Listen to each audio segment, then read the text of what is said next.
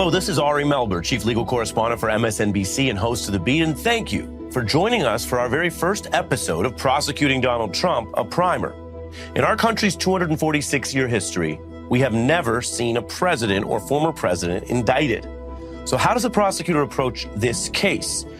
Well, we have some top lawyers, MSNBC legal contributors Andrew Weissmann and Mary McCord, to walk us through all of it. They are two of the most well-respected prosecutors in the nation, having handled some of the most historic cases in the modern era. Andrew was at the DOJ for 20 years, handling 200 cases, and he was deputy to Special Counsel Mueller in that probe where he prosecuted Paul Manafort. Mary is a former acting assistant attorney general for national security at the DOJ.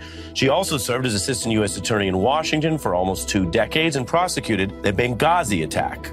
Speaker Pelosi has appointed her as legal counsel, where she did a security review after the January 6th insurrection.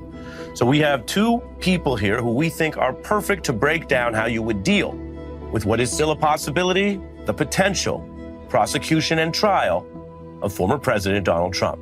Please join me in listening to Prosecuting Donald Trump with Andrew Weissmann and Mary McCord. Hi, welcome everyone. This is Andrew Weissmann, and I'm here with Mary McCord. Hi, Andrew. Glad to be here. Glad to be talking about this today. So I think we should just jump right in and start by letting people know what we're trying to accomplish here. You and I have been at the Department of Justice for so long, and we've been on the criminal side of the house and the national security side of the house. And we've been in the room where there's a lot of debates about sort of how to bring a case. What are the things that you worry about? What are the things that allow you to go from an investigation to an indictment to a trial? What are you trying to anticipate? And I thought it would be great to try and get people into the room to understand exactly what people are focusing on and what kind of considerations weigh one way or the other, which may not be obvious to people. So I thought that we should start by maybe first focusing on the Manhattan District Attorney's case. And the reason is because it just seems like the one that could happen so quickly. And Mary, I don't know what you were thinking about the idea that we might be starting with Manhattan, which doesn't seem like the worst of the crimes that Donald Trump is being investigated for, and how it is that we're starting with that, and whether you think that the DA there is actually talking to the DA in Georgia or to Jack Smith to try and figure out which case should go first. Yeah, I think it's a great question because there's so many people right now talking about this very thing, like, I don't know if that's the right case to go first. It doesn't really have anything to do with undermining our democracy. And that's where there's been so much focus with the Jack Smith investigation, the Fani Willis investigation. That's just so much about what we've been talking about, because even presently, we still have, I think, efforts to sort of undermine democracy that are happening every day. And so, I think for some outsiders, the thought of a case that's based on hush money payments at this point now, a number of years ago, maybe shouldn't be the first out of the gate. But if you're the Manhattan DA, this is the case you're investigating. And, you're investigating state law crimes that are squarely within your authority. And no, I do not think he's talking with Fani Willis. I do not think he's talking with the Department of Justice, Jack Smith, or anybody else. I think that he and Fani and the Department of Justice are wanting to protect their investigations against any kind of criticism that they're colluding together for political purposes. Hey, Mary, I've heard that word before. Colluding? Yeah. Yeah. I hesitate to use it anymore because I think collusion, everyone immediately thinks Russia investigation, which you might know a little something about. A little bit. It still causes me I have like a Pavlovian response when I hear that word. Right. But I think, just back realistically, they don't want to be criticized or open themselves up to criticism for trying to somehow do things, time things, sequencing things for political purposes. And in fact, in many ways, if anything shows that they're not doing that, it is the fact that this appears that it may be the first case to actually break open with an indictment. Yeah, it's so interesting. I mean, I completely agree that I don't think they are coordinating. And it could just be a footnote to history that if Manhattan ends up going first, but we have other ones going later where it's just a happenstance.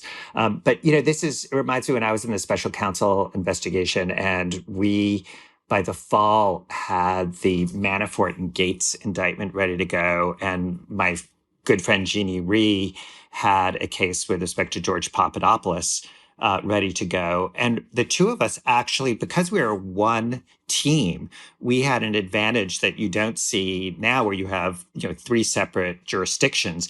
We actually thought about sequencing because they were both ready. So it wasn't like we were sitting there saying, do this one first and investigate, even though one was ready and one wasn't. So we really thought that the Manafort case and the Papadopoulos case would show the public the sort of seriousness of purpose of what we were doing, because while the Manafort case was incredibly detailed and was about somebody who was the campaign manager for the sitting president, it wasn't sort of centrally focused on the stated mission, or at least what people would think of the stated mission. And so we thought the George Papadopoulos case, well, it seemed more minor, but was central to our mission, that we would sort of avoid criticism, we would show forward movement, we would show breadth of purpose.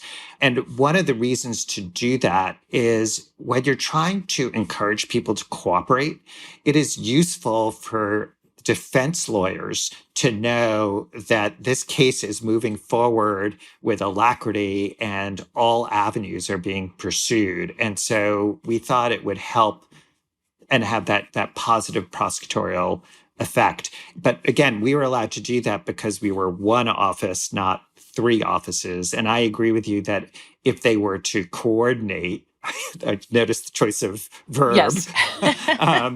that they would buy themselves a whole heap of trouble, and they're going to be dealing with enough incoming from Donald Trump and the House Republicans that they can avoid all that by just keeping their heads down.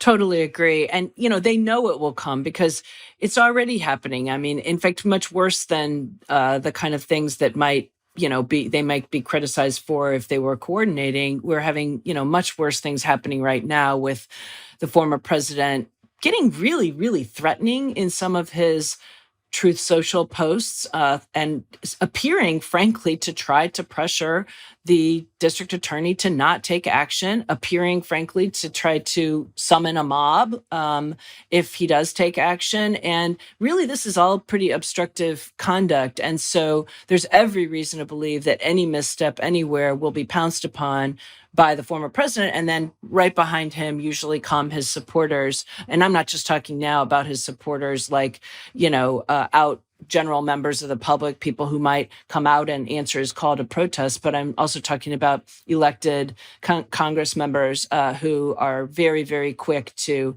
amplify or at least not denounce, at the very minimum, some of the more violent inducing types of, I keep wanting to say tweets. They're not tweets. They're Truth Social posts, the things that the former president says and does. And those things are very dangerous and damaging to democracy, damaging to the rule of law. But it's a reality right now in these investigations. One of the unfortunate realities is, prosecutors, jurors, judges, poll workers, all now are sort of taking their lives in their hands. I mean, there are threats, and you have political leaders who take advantage of that. They're not just oblivious to it; they are fomenting and at times inciting exactly that response. But it used to be when you and I were sort of starting out. Yes, if you did an organized crime case or certain types of violent gang cases, that you had to potentially worry, but it was rare. Very. But, when I was in the special counsel, I remember the marshals wanted to come to my home and they wanted to completely outfit it. And I rejected that because I remember an FBI agent telling me years ago. He said, hey, you know what? If they're threatening you, they're not going to kill you, because if they wanted to kill you, they just would. Yeah, they wouldn't announce it in advance, right? Exactly. Not exactly a reassuring statement, but it was true. But now, you can be sure that Alvin Bragg, people on the case, people whose names get associated with it, agents, all have to deal with the issue of protection, and the idea is to have them be intimidated in the same way. I know, Mary, you're such an expert in this, but the poll workers just trying to protect our right to vote, they have to worry about this now. So, it's so depressing and so insidious, but you really have to give the jurors, the judges, the prosecutors dealing with this a lot of credit for having the backbone and fortitude of holding up what they need to have the rule of law. Yeah. Why don't we turn to the Mar-a-Lago case? Because I know that's one you and I have talked a lot about, because it so relates to sort of two parts of our lives, which is the criminal side and the national security side.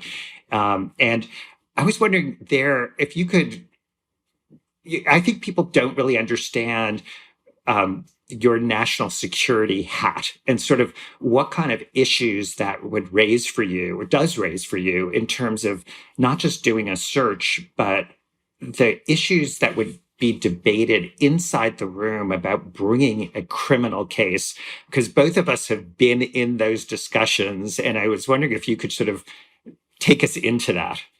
Yeah, I think that is very misunderstood in the American public. This case, when the search warrant was executed and the news about the case broke, I think a lot of people were really probably swayed by these idea of top secret documents and even higher level SCI documents, and these must be so important to national security, and they're so important to have a prosecution, and that's all true. But the strange thing about classified documents cases is that the more sensitive the information, the greater the harm to national security by release of those documents, the least likely that the Department of Justice is going to be able to prosecute for the mishandling of those documents. And that's because in a prosecution, you actually have to go into court and say, this is real. The national defense information in this classified document is real information, the disclosure of which could, in some cases, cause exceptionally grave damage to the national security. And our intelligence community partners, when you and I were in government, that makes their head explode, right? They're like, no. Yeah, you cannot go into court and say that. We need to protect this. And it's one thing to have people speculating in the media. It's a whole different thing for the government itself to go in and say, no, this is real. These troop movements, these, intelligence collection, these nuclear secrets, whatever it is, for us to go in and say it's real, that is a bridge too far, and frankly, a red line for our intelligence community. So there's this dance, and you and I have both been part of that dance, when the Department of Justice is really wanting to go forward with the prosecution, and our intelligence community partners who actually own that information. It's like, if you think of information as property, the intelligence agency that collected it under their authorities, that's their information, and they have an equity in that, and they guard that zealously. And we would get into, arguments in some ways. That's maybe too strong of a term. Certainly no fistfights, but, we would definitely get into debates about whether the department could, use certain things up to a certain level. The Department of Justice, in a prosecution, would that be okay with the intelligence agency? And at some point, the intelligence agency would say, that's it. That's the red line. You can't go further than that. And so, ironically, that means in a case like Mar-a-Lago, some of the most significant documents and information, in other words, those at the highest level of classification, are probably not going to be the ones that are the subject matter of any type of 793 offense on the mishandling of classified information, because they're probably too sensitive. And so, frankly, I've been looking at this case thinking that's one reason that the obstruction offenses could become more significant here, because there you would not necessarily have to reveal the substance of some of the most sensitive documents, assuming, of course, DJ's got evidence to prove every element of obstruction, that's one you might be able to present to a jury without revealing some of the most sensitive national security information that is otherwise probably at issue. And I actually will just add, the new developments with respect to Evan Corcoran, one of the president's attorneys or the former president's attorneys, him going into the grand jury to testify about this matter and his communications with former President Trump, seemed to me potentially to be a significant piece of evidence in the obstruction investigation based on sort of the timing of the communications that I understand Jack Smith is interested in. But I wonder in particular, Andrew, because you've been through this sort of situation before in some of your own prosecutions, what you think of that. So when you were talking, Mary, I kept on thinking about those discussions where, because the Bureau has a law enforcement side and a national security side. So I remember as the general counsel, I'd be in these meetings and I'd be so schizophrenic because I'd be supporting the intelligence part when I was representing the national security side of the FBI. But then I'd have the criminal side of the FBI saying, well, we also think there should be a prosecution. And, people would look at me going like, pick a side. But very often, as you said, there'd be, you can do it, but you have to agree that you're not going to use this and you're going to protect to the death this information from not being revealed, and you'll come back to us if that happens.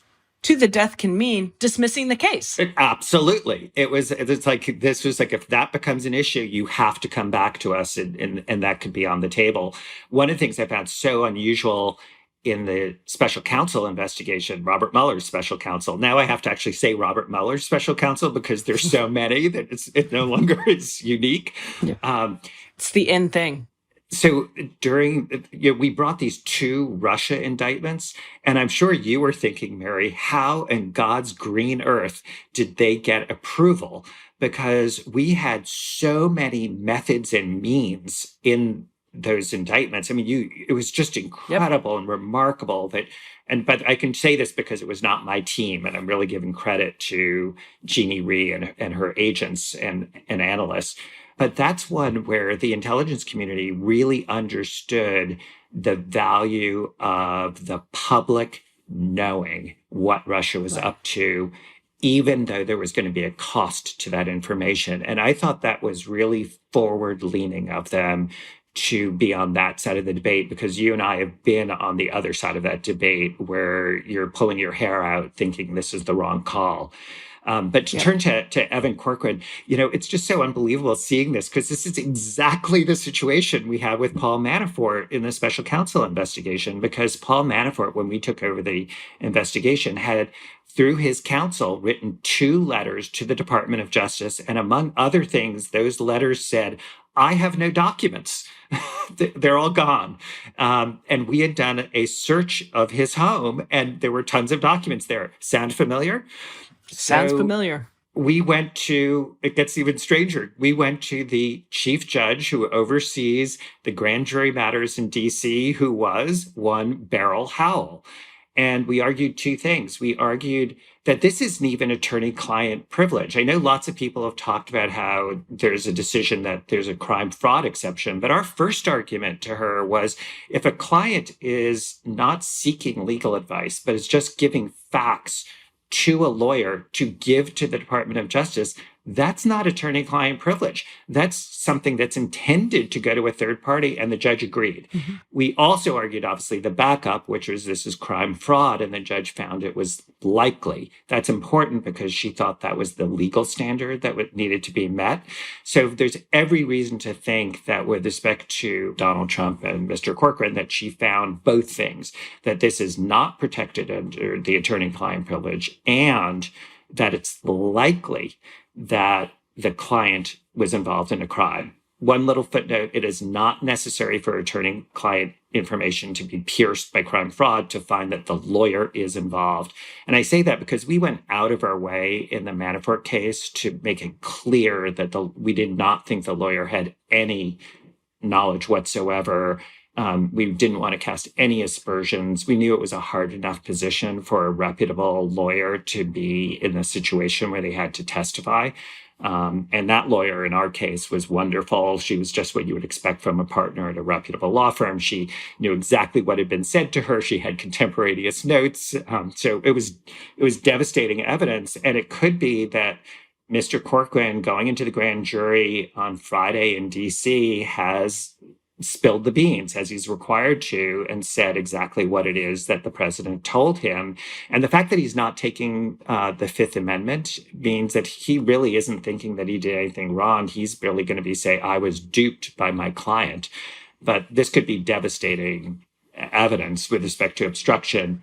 Do we know that he's not taking the Fifth? I mean, there's been a lot of speculation about that, but we're not sitting there in the grand jury. So I've seen reporting, and you're totally right to raise that. This is the problem, Mary, of you and I now being on the outside, having to guess what's going on the inside. It is totally possible that he's taking the Fifth, in which case they'll have to make a decision whether they're going to immunize him or not, or whether they think they have enough to charge him. Those are difficult decisions we can definitely discuss.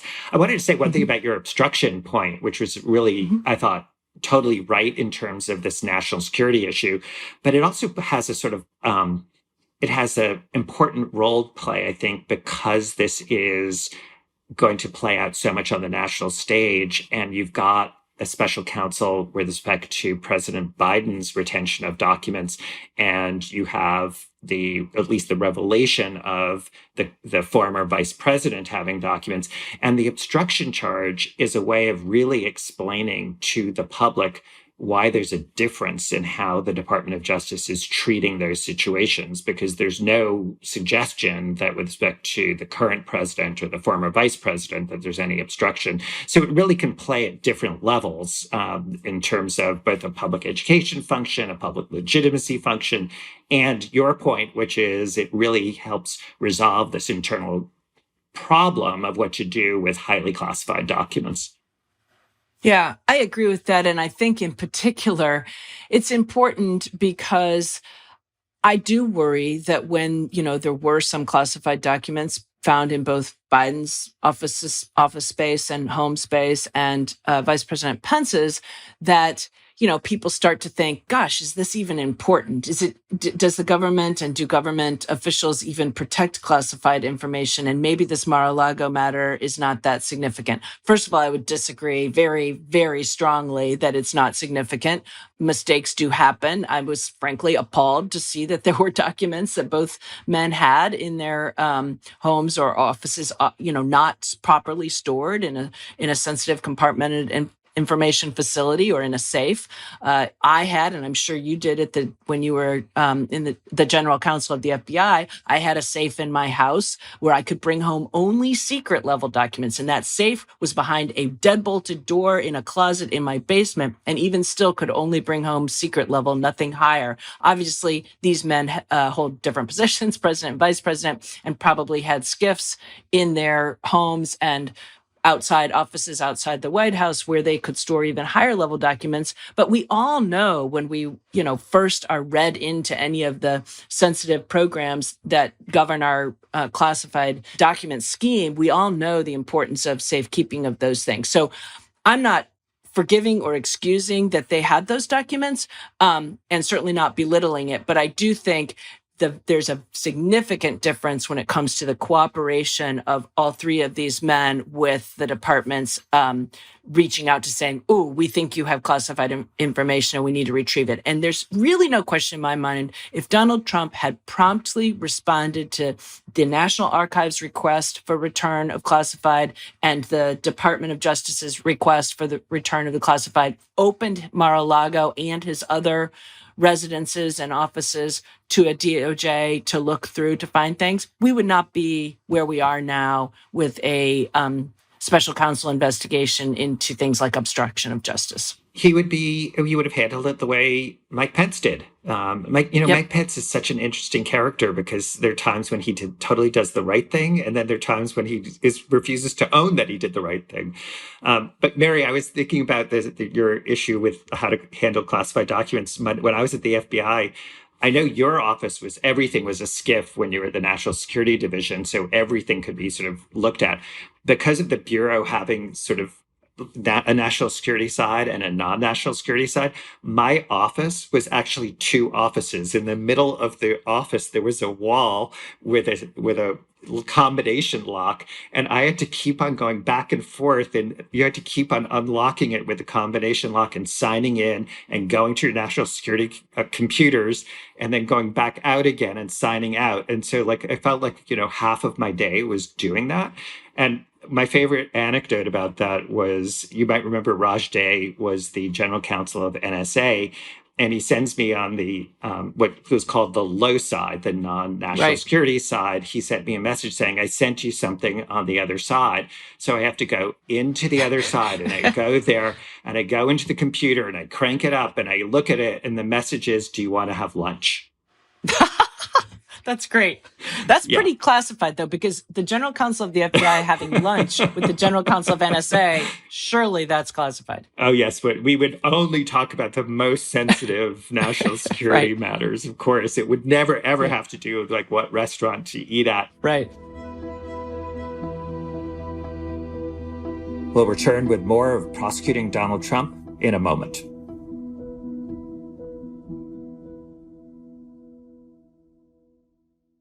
Hi, everyone. It's Nicole Wallace, host of MSNBC's Deadline White House. These days, it seems like every news story out there is about the law, whether it's the multiple investigations into Donald Trump, decisions by the Supreme Court, or the ongoing fallout from the January 6th committee's findings. That is why we have launched Deadline Legal Blog, where legal expert and former prosecutor Jordan Rubin breaks down the legal implications to some of the biggest stories of the day. Read the latest at msnbc.com/deadlineblog. There comes a point when a singular event shapes our future, broadens our perspective, and marks a crossroad in our cultural landscape. The Turning Point, an original documentary series from MSNBC Films and executive producer Trevor Noah that explores these watershed moments for the biggest issues of our time and asks how we got here and where we go next. The Turning Point documentary series on MSNBC and streaming on Peacock.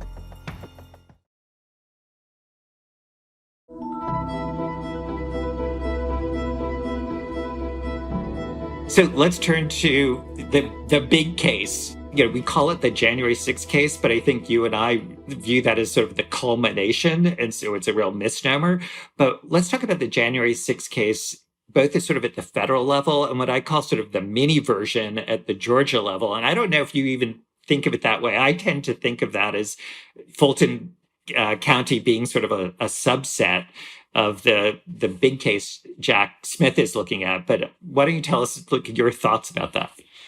No, I agree. I mean, because it is what happened, or at least, what we know about the known facts in Georgia really is a subset of this bigger investigation, right? We've got Fani Willis looking into not only, the pressure on the Secretary of State, Brad Raffensperger, to find 11,000, whatever it was, 870 or something votes that would be enough to push Trump over the top in Georgia. We now know about a new call pressuring the House Speaker, David Ralston, to actually call a call from Trump, allegedly, at least according to one of the special grand jury members, to pressure Ralston to call a special legislative session in order to have the legislature overturn the will of the people in Georgia. And then, of course, we have Fani's investigation into the 16 electors for Trump and Pence, who fraudulently met and cast their electoral college votes and certified them and sent them to the Vice President Pence at the time, as well as others who are required by law to receive them, as though those were the legitimate electoral college ballots from Georgia, when in fact Trump had lost there. And so the only valid electoral college votes were those, of course, for President Biden and Vice President Harris. So all of those things are really part and parcel of the bigger January 6th investigation that Jack Smith is involved in. The fraudulent elector scheme is so crucial to that. Pressure on state legislators to, call special sessions, overrule the results in their states. Pressure on Vice President Pence to refuse to certify the election. All of that is, encompasses what Fani Willis is looking into. And what I think is really interesting here, it also is that it shows we have potential violations of federal criminal statutes and potential violations of state criminal statutes, which I think is also important for the public to understand. That's how vast this is, and that's how much is alleged to have happened. And, many of these things I'm always going to use alleged because I'm a former prosecutor, and that's what we do until things have been proven in a court of law. But a lot of us know what the objective facts are. Many of the objective facts are not in dispute. Electors in swing states did fraudulently sign certifications and send those ballots. We know that. We've heard these phone calls to pressure people and pressure the vice president, pressure Raffensperger, pressure others. So we've heard these things. And I think it's important to understand that is so critical to our democracy that, there are all kinds of things that make it illegal at both the state level and the federal level. So this is one where, I don't envy Jack. And I think you and I might differ a little bit on this, which is, Jack is sort of late to the game, not through his fault, but he got appointed late. And he basically is looking at what Fani Willis is looking at, but, 10 times over, because he has to look at it in terms of many states, many types of electors. He has to look at the pressure on Mike Pence. He has to look at what happened in the Department of Justice, which I know for you and me it strikes at the heart of every DOJ and former DOJ person because of what it means to the institution that we spent so much time at. But I think one of the hard parts for Jack is if you get appointed this late in the day, and you're not inheriting a really robust investigation into all of that, and there's a bit of a time clock in terms of he may be thinking, just when he realistically would have to bring a charge. How do you do that triage of deciding what to look at and what not to? I have to say, when I think back to my time in the special counsel, I think, if I think about it, I was lucky. I inherited what I thought was a very simple criminal case, but my best work was something that people didn't see, which was, I remember the tax agents I was working with saying, oh, Paul Manafort's corporations have all these sort of arcane issues. There's potential evidence in Ukraine we should get. And I remember going, you know what? Here's what we've got. We have a guy who had foreign bank accounts, and he's paying for his gardener and his maid and his alligator jacket from his foreign bank accounts. That's a simple case. We can bring enough. Stop. Right, exactly. Yeah. It was just like that's where I felt like I'd had very good training from. You and I both started in U.S. attorneys' offices in the field, and it was just sort of like, don't get distracted when you see a clear case. And I just wonder, Jack, given his experience in the Manhattan District Attorney's Office where he started, and then he was in the Eastern District of New York with me, whether he's doing that, whether he's trying to say, you know what, I can't boil the ocean. That was a common phrase that we used when we were training people like Jack in general crimes at the U.S. Attorney's Office, which was, don't let the perfect be the enemy of the good. Right. You have to bring a really solid, strong case, but you can't look at everything. Yeah. And I hope that's what he's doing for many of the reasons that you've indicated. And, when you say we may not agree on everything, I know you've, I think, been in some of your comments a little bit harder on DOJ about the pace of the investigation and the failure to have. I've been trying to give them space and time, just knowing, and you know this too, but you're, putting a little bit more pressure, and I'm not saying that's wrong at all on them. Mary, you're a nicer person. That's what it comes down to. I just know how hard sometimes it is, right? And I keep thinking, if you've got the 1,000 prosecutions of all the foot soldiers out there who violently attacked the Capitol, which are draining a ton of resources right now. Then you've got this bigger, more complicated investigation in many ways, because you don't necessarily have the videotape and the audio tape that proves that your defendant, did the thing that you're charging them with. This one's more complicated. They've had to pull more resources for this. I firmly believe, and I hope I ultimately am proved right about this, that they didn't just kind of sit around doing nothing for a year, that there actually were initial steps being taken that were covert, because they're not going to do anything overt, or at least I wouldn't have when I was there. And by overt, I mean anything that the public is going to know about until they have buttoned up a lot of information, everything they could gather by covert means, so that when they're subpoenaing witnesses, they've got the documents they need, they've got the tape recordings, whatever, to confront them with. So when you're doing anything else that the public is going to be aware of, that you've already gotten some other things, it also helps to prevent, tampering with evidence and things like that.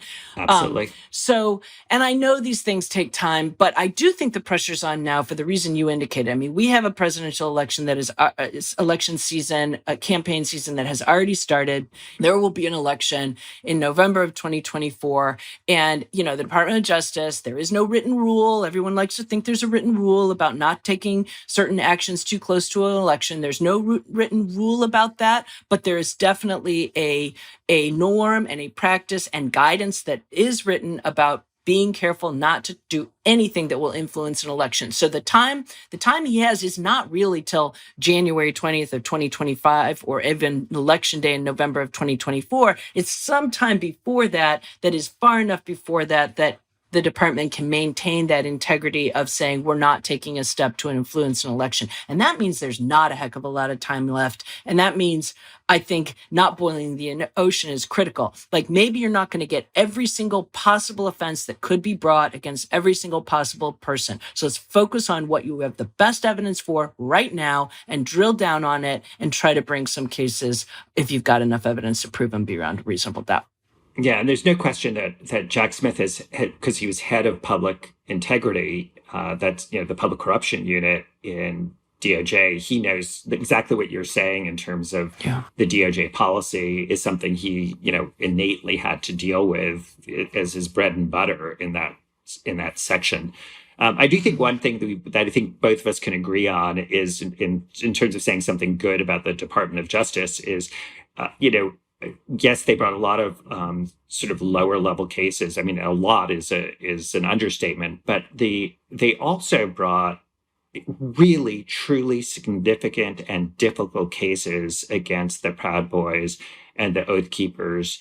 And those are hard cases, and they've had to do those quickly and the enormous resources. And I also know, Mary, because of your current work at Georgetown, just how important it is to be going after domestic terrorism groups, which, when you and I were at the department, we were so focused on foreign terrorism. We both sort of had what happened at 9/11 sort of being a huge formative experience in terms of our national security careers. But this is really the new challenge. And I really think that they've stepped up in a big way. So that, my hat's off to them. No question about that. Bringing seditious conspiracy complaints against, and I'm going to use scare quotes that you can't see in a podcast, against, domestic extremists is something that historically DOJ has fared very poorly in court on those types of cases. They have fared much better when those are brought against international terrorists. But this is a domestic extremist case. And so I really applaud them. I've thought from the beginning that there were facts to support seditious conspiracy. And I feel like it's different than some of the most recent past cases that have failed because it wasn't all aspirational and just, bravado through internet chats and emails and phone calls about what kind of things we're planning, and then it never occurred. Here, they did actually go, the Proud Boys, the Oath Keepers, to the Capitol, violently assault it, and tried to prevent the counting of the Electoral College ballots. So the jury doesn't have to sit there and wonder and guess, well, were they just fantasizing? Were they just engaging in bravado? They really did it. Now, and at least for 6 hours, it was successful. It did hinder and delay the counting of the Electoral College ballots. So I thought it was an important thing for them to do to bring that case, and was very, felt that it was very vindicated when the jury returned guilty verdicts against so many of the. Now, Proud Boys are still outstanding. That trial's going on forever. But the Oath Keepers, a lot of good verdicts there. What you're getting at is so interesting, though, because one of the things that happens when you're doing sort of covert work in the Justice Department is this idea of when do you take a case down? And in many ways, the January 6 cases were helped by the fact that there was such a huge intelligence failure or failure to act on intelligence. And so in terms of the cases that could be brought, ironically, that failure makes it sort of an easier case because you can go to the jury saying this happened. But by the same token, if I was sitting at the FBI in front of Robert Mueller, he would say the failure here, don't talk to me about the success of the criminal case because the failure is not having prevented it. And so that one of the reasons cases can be hard is because you have that inchoate problem because you want to bring the case down before it gets too close to the violence. So here you have, it's just an irony that, but on the other hand, just to give them credit, the prosecutors on the case who were not involved in sort of that intelligence failure part are really doing a commendable job in terms of putting cases together.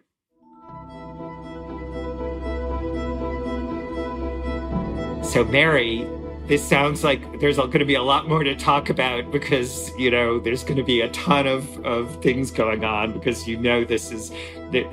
there's so many cases that are pending and, we'll wait to see which one of the many shoes there are to drop going forward. But thanks so much. Couldn't ask for a better person to be talking to about this all.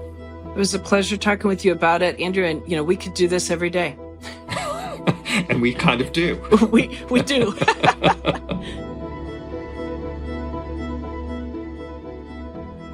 That does it for this special edition of Prosecuting Donald Trump. We'll be back with another episode once the Manhattan DA's decision comes down. I'm Andrew Weissmann with my friend Mary McCord. The show was produced by Allison Bailey, Bryson Barnes, Alicia Conley, Aisha Turner, and Cedric Wilson.